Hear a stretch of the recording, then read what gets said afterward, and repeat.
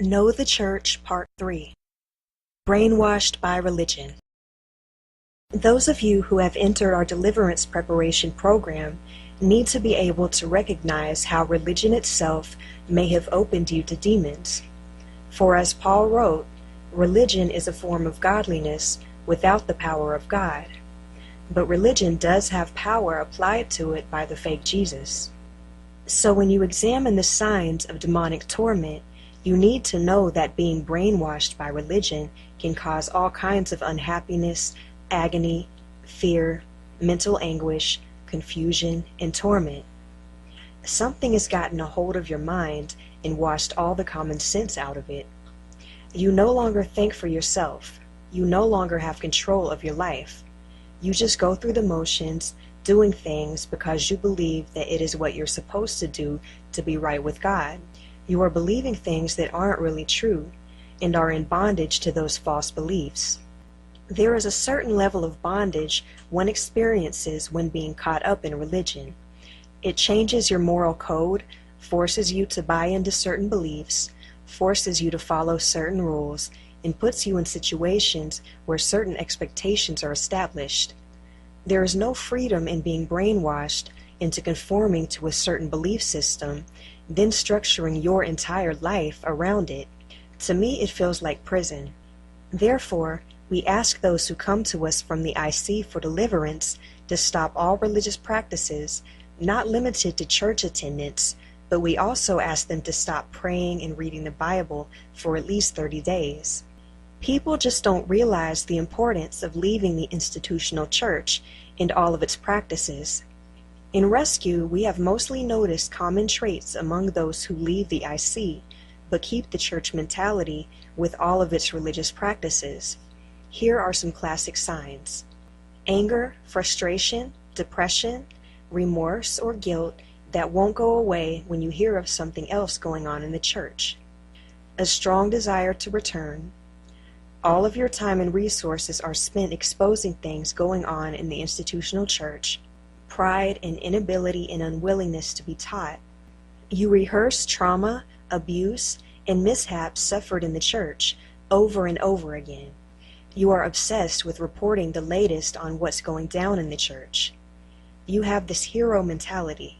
You believe that God has called you to rescue folks out of the clutches of the IC. All these signs show that you may have left the church, but the church has not left you.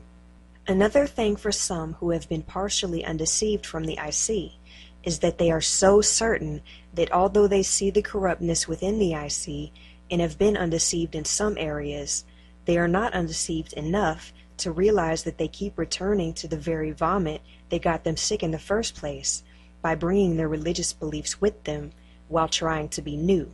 They don't realize it, but they are actually pouring old wine into new wineskins. They just do not realize that they have to really detox themselves from religion by discarding every single belief and starting over. Things like stopping prayer and reading the Bible are hard for them because they believe that their prayers are going to God, and they see the Bible as a manual for how to get saved and live a righteous life. Those two are hard ones because it is so ingrained in them to pray about everything and go to the Bible for answers. If they would allow themselves to just consider that maybe they are deceived in those areas as well, then they will be that much more successful than someone who holds firmly to their religious beliefs and will not budge when it comes to learning the truth about how the enemy tricks people in prayer and even with the Bible. The Bible refers to the institutional church as the harlot. She is not the bride of Christ. The bride of Christ is not an institution. The bride consists of all born-again believers from every generation. No, the institution called church is the harlot. Pastor Pam shares from personal experience how she moved out of the institutional church and did not look back at her.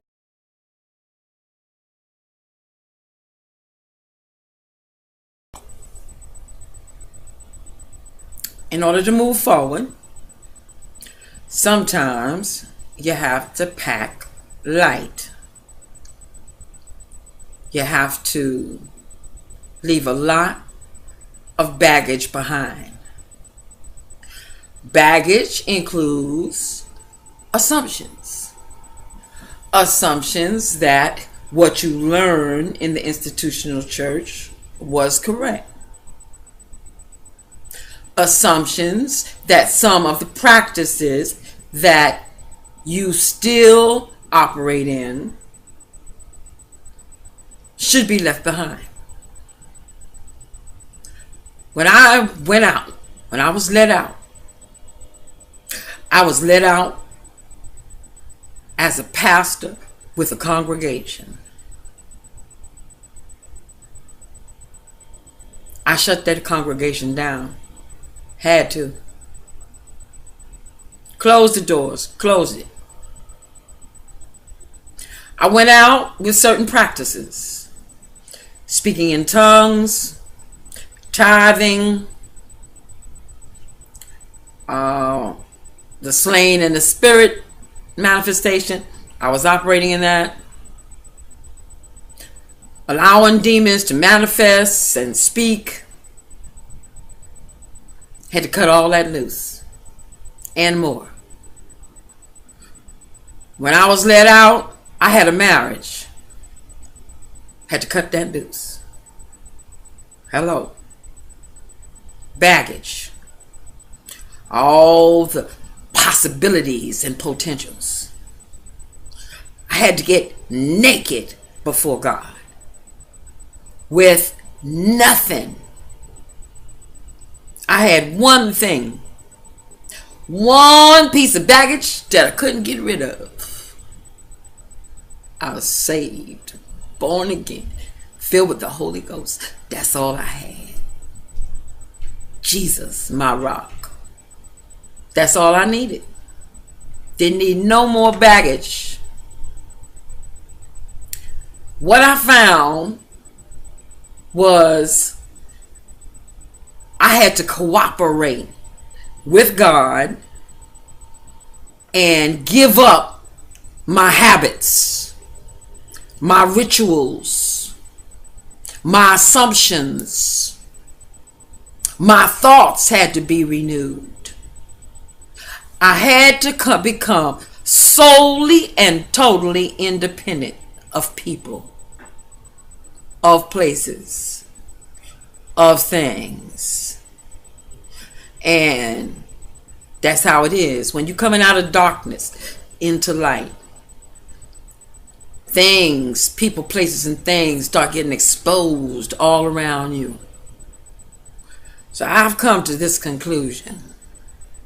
When I'm moving forward, I examine every practice, doctrine, teaching, procedure that I obtained in the organized church, and I put it on the cross. I put preaching sermons on the cross. I was left with free hands, a free back to move forward unhindered. This is how you move forward.